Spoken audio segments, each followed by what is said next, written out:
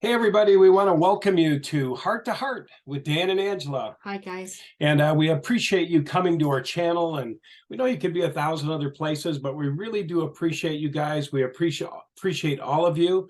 And again, I'll say, as always, I always appreciate it. And I know Angela does too. We appreciate your feedback. Anything you'd like us to talk on. I think somebody did tell me they wanted to do a video on why so many people are drawn to the paradise, why that's so appealing we'll or do something that like soon, that. then. So we'll do a video on that. On Sunday. Today we wanted to talk about how we've been psyoped. Psyoped is psychological programming. And what's happening in our world right now is there's a lot of what they call psyops going on. They're called government psyops, right? And the intention of a psyop is to mind control you, right? To make you feel hopeless. We're in this world. It looks like all this stuff's happening by the majority, which is not the majority. All this bad stuff that's going on, this big push toward us. And we think, boy, the world's really gone bad. But basically, it's what they call a psyop. It's a psychological operation to make us feel like there's more of them than us. And so they're doing a good job. They're scaring people. That's what the intention of a psyop is to scare you into conformity or make you feel hopeless in this conformity. Or you say, please rescue us. And I can't help but feel like the watchtower. And we're surrounded by this. Me and Angela have been talking about this. We are surrounded by negativity. You can't, the world's too far gone. There's no hope. And there's demon groups destroying it. Yeah. And every kind of thing. Yeah, and it reminds me of the Watchtower, how we were psyoped in the Watchtower. We were psyoped into believing that there was this medium, these 8 men that, were the Mr. Oz, the Wizard of Oz. We were all seeking, what do they have to say this month? What do they have to say this month? What's going to be in the Watchtower this month? And, and of course, the Watchtower comes on Armageddon, tomorrow, And it just went on and on. So we were under a psychological, biblical psyop. And, I don't know why that keeps coming out. I guess sometimes I watch these little shorts with Toni Morris and Stephen Lett. And it just burns me to watch somebody use the Bible that way, because there's a lot of cool stuff in the Bible, right? Yeah. There's a lot of positivity. I mean, when I got out, I went to other churches and visited and stuff, and I was like, wow, I didn't know that was in the Bible. I didn't know this. I met Angela. I was like, where'd you read that in the Bible? She said, oh, it's right here. And I mean, we must have had this minuscule amount of scriptures that we looked through, but it was used. It's being used to scare the hell out of people. I know I've said it before, and I'm going to say it again. The Bible has been used as a psyop weapon by Jehovah's Witnesses to control them. And all you got to do is go look at a short, go on Instagram or YouTube or any of them, and look at the shorts of Toni Morris and Stephen Lett. And here's what it looks like. It looks like this. Pay close attention, brothers. Pay real close attention to what Jehovah has said. And they all were killed. I just heard one. I just heard one today, and it was fat ass Tony. And it just pisses me off because I don't like the manipulator. And he's a manipulator, and he's in trouble, and he's using the Bible wrong. And he looked up some family. I think it was Job's family. And he goes, now here's the thing. He's using this as a psyop, right? So he comes on there and he goes, now, these were a good family, the family of Job. They were a good family, good family. But they were all killed. And then it's like, you don't want to be like that. You know what I mean? It was something like that. I don't know if it's Job's family. What's his point? Well, his point is it's a psyop. It's, even good families isn't good enough. You need to be out there, man. You aren't active again. You aren't knocking on doors. You aren't passing out Jehovah's words. You aren't active. Good family, you're not. You're dead. You're dead right here. They all died. Yeah, and you know what it is too. And then he was saying that, the kids all died. Yeah, gotcha. Yeah. The kids all died. So he's saying, in a sense, you don't all want to die, do you? Ugh. You don't want to die. I mean, this guy's a creep. All of them are creeps. Every one of them have the same message. Jehovah's pissed off. Jehovah's angry. Jehovah's going to kill.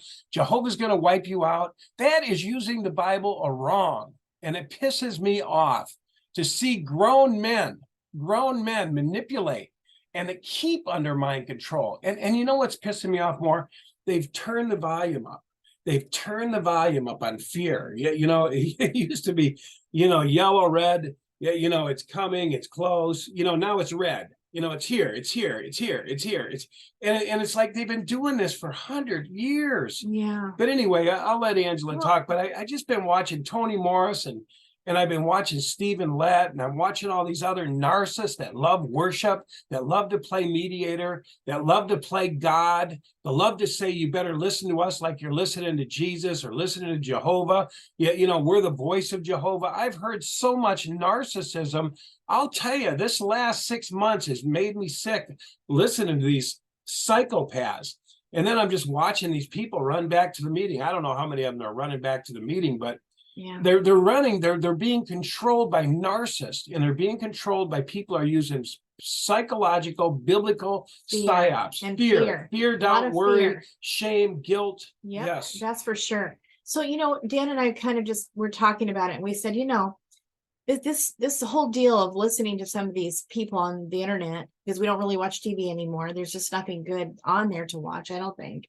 And so, but even the internet, it's just like, you know, we got to shut this down for the most part, because the thing is, so many of them, you think they're good, and they're people that you maybe have followed that you really like.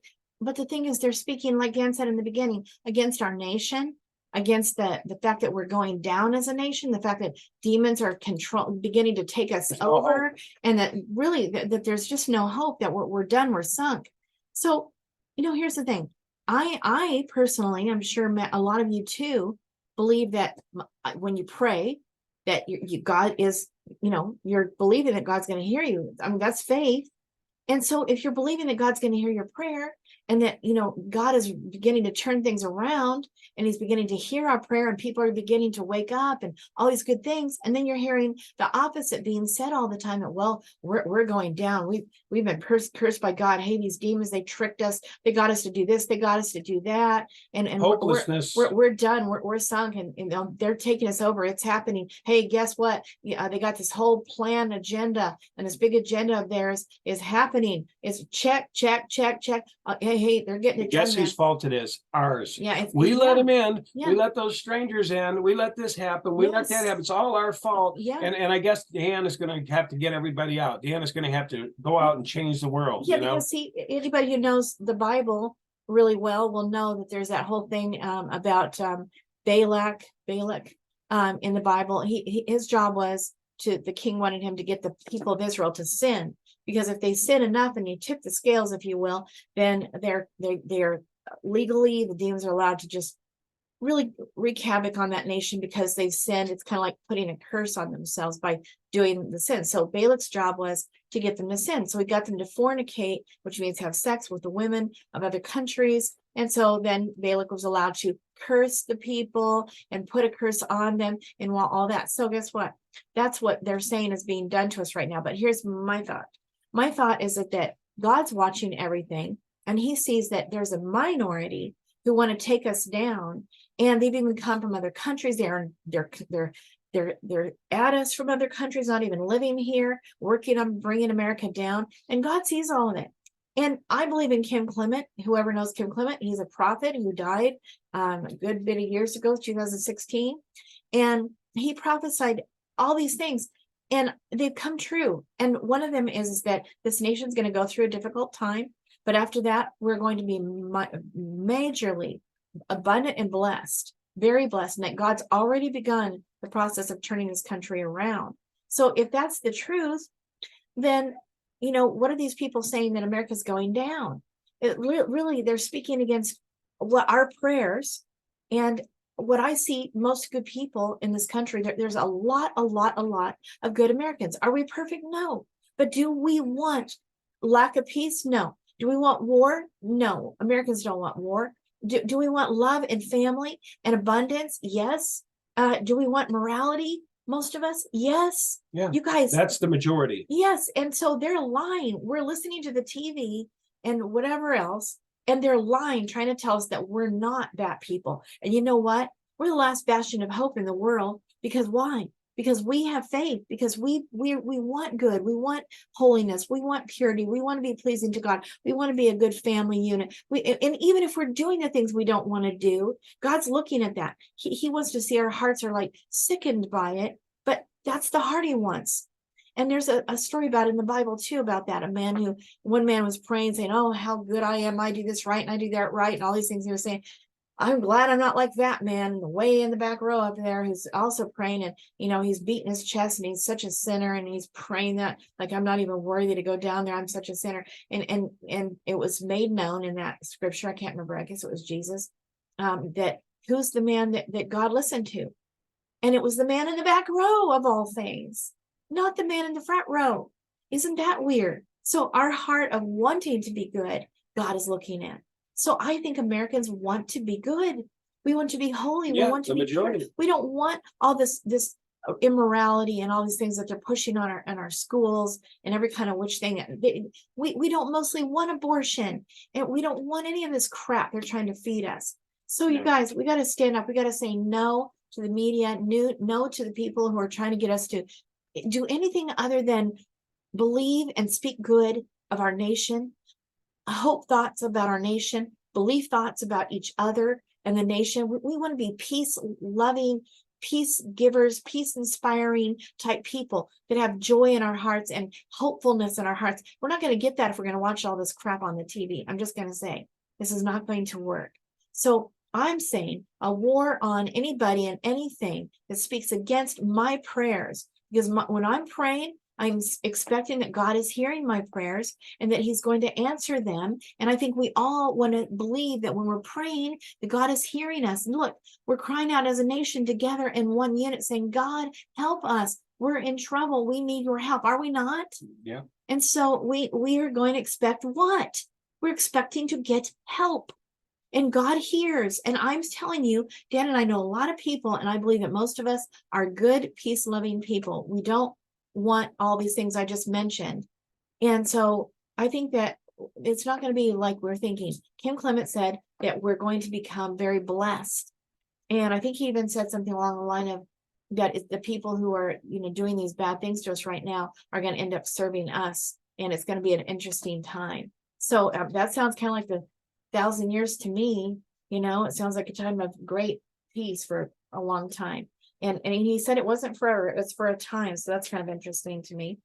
I've loved Greg Braden lately. He's been talking about this. He said this is a mind war. And remember what he said, that they want our mind. Kim Clement said the same exact thing. He said it's a very unusual war that was coming to America. And it was a mind war. It's a war on our mind. And so it's not your typical, using all kinds of guns and bombs. And it's mostly a mind war. If you want to see it, it's called Divinity versus Technology, Greg Braden. Greg Braden? So you just go to his site, Greg Braden, and check it out.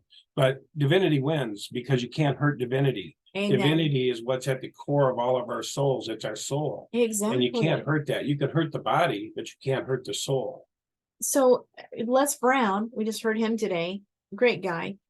He said basically this. He's not listening to negative anymore either. He sees the same problem that Dan and I do. And he said that what we need to do is bring the peace, bring the joy, bring the encouragement to the table. Wherever we go, we're sending a word of encouragement, a word of joy, a hug, a kind word, a kind deed, help people become stronger, do better, all these things. And if it's not that, he said, I'm not listening. I'm not listening to this anymore. And that's basically where Dan and I are at. We're not listening. This is a war on the mind. So I was just listening to somebody that I thought was really good, somebody with a very strong voice, and that I've liked, and all of a sudden it's like, he just took me down a whole bunch of notches in my feeling, my emotions, my attitude. And he's actually speaking against the positivity that we need to be saying. And you can't speak both positive and negative. You got to just speak the positive. And so we can't be saying our nation's going down and then praying and asking God to help us to overcome all of this. So we got to turn it around, and we got to be strong together to not listening to this stuff. And you start to feel this emotion of sad or fear or anxiety or whatever. Guess what? I say it's time to turn it off. That's right. And say, no, I don't believe that. I believe that God is hearing our prayers as a nation, that we're going to be protected, that we're going to be helped, and that maybe it's going to be a little bit hard here for a bit. But I believe that God hears our prayers, and I believe that he's going to turn this around. And Kim Clement said it, and I believe it with all my heart. I really, really do. He's a prophet of God. He's been very accurate. And like I said, dead for a good bit now, but he prophesied in advance all these things that are happening. There's still some things yet to come that he prophesied that are to happen. So I believe in that guy. I do. You can check him out too on Facebook. Yeah. Kim Clement, amazing guy, really humble guy. So let me see if there's anything else. Dan, you got any final thoughts? Oh, one thing is that Jesus did teach that we're not to war. We're to want war no more when this is all said and done. So, and remember Peter brought out the sword, and he wanted to, because Jesus said from now on, because he's about ready to die, said from now on, you're going to need a sword or something like you're going to need to carry your sword. Well, Peter thought he meant a physical sword. So he goes and cuts that guy's ear off, and Jesus said, oh, put that thing away, put the guy's ear back on, healed his ear that he just chopped off. And he said that, look, if I need to, I can call down legions of angels to help me right now. But that's not what that's not what we're doing here. And, basically, if you're going to live by the sword, you're going to die by the sword. So I don't think that that's the way. Greg Braden, he mentioned it, that the way is not through fighting. It's not through war. And we just got to kind of figure that one out. And Jesus's example was that, in the end, he obeyed and he did what was needed. Said, Father, forgive them. They don't know what they're doing. And he allowed them to kill him. So when that time comes, God will let you know that. But in the meantime, before that, Jesus did all kinds of amazing things, which I believe that we're to do too. And, he disappeared over and over again, slipped through their fingers, just disappeared all the time. And he made bread and, bread into bread for thousands and thousands, fishes. He did the increase. He walked on water with Peter. He did all these amazing things. And so that's what we would do them too. Right. And so he did those things until finally God said, that was strength, right? He healed everybody. He cast out demons. He did all these amazing things. And in the end, God said, okay, now it's time. And Jesus said, if they did it to me, they're going to do it to you. So you guys, we have to expect it. The way that Jesus went, we may have to too. And we have to be prepared for that.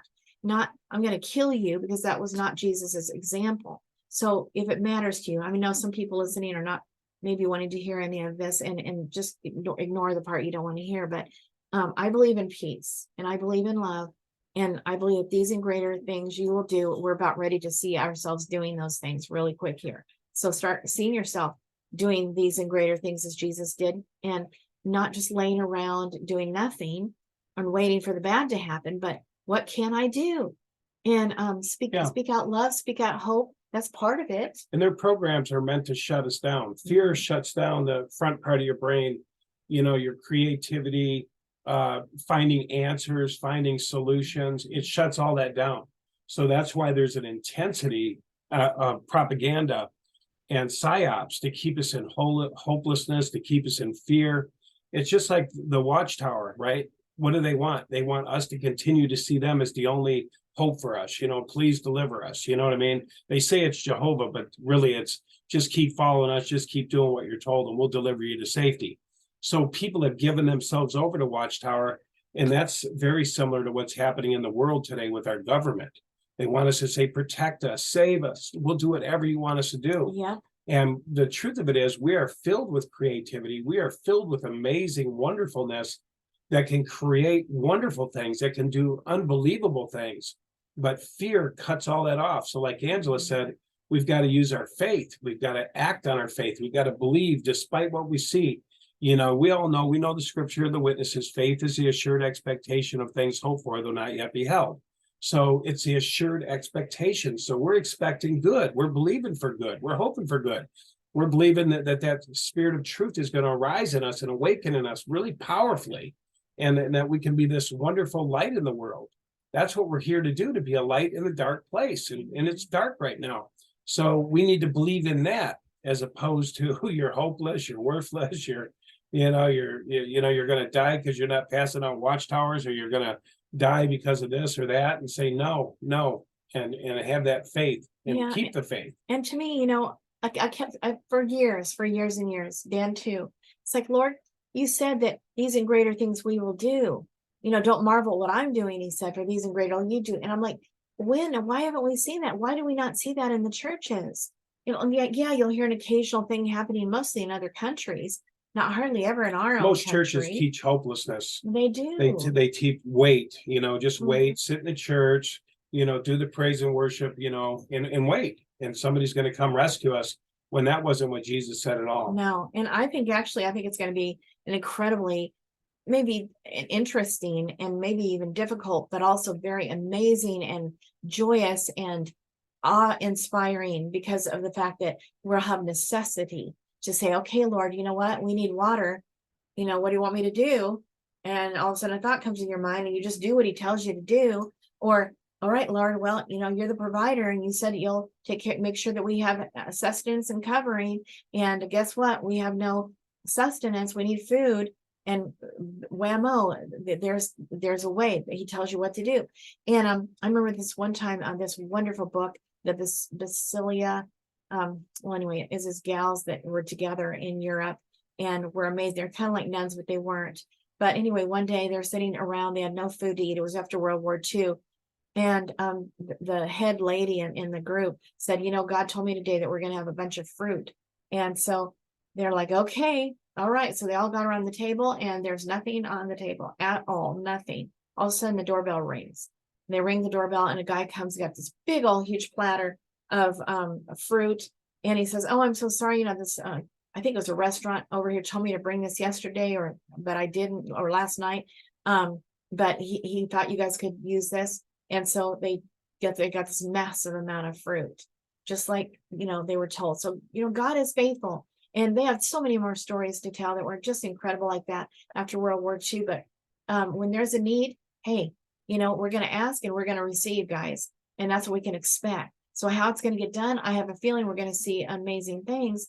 And I think we're going to actually literally move mountains or whatever kind of thing is needed to take care of each other and in large groups or whatever is needed. If we believe. Yeah, if we believe, maybe we'll turn, like you said, if you want to take a stone and turn it into bread, if you believe that, it will be so. So I think it's going to be very exciting, not negative.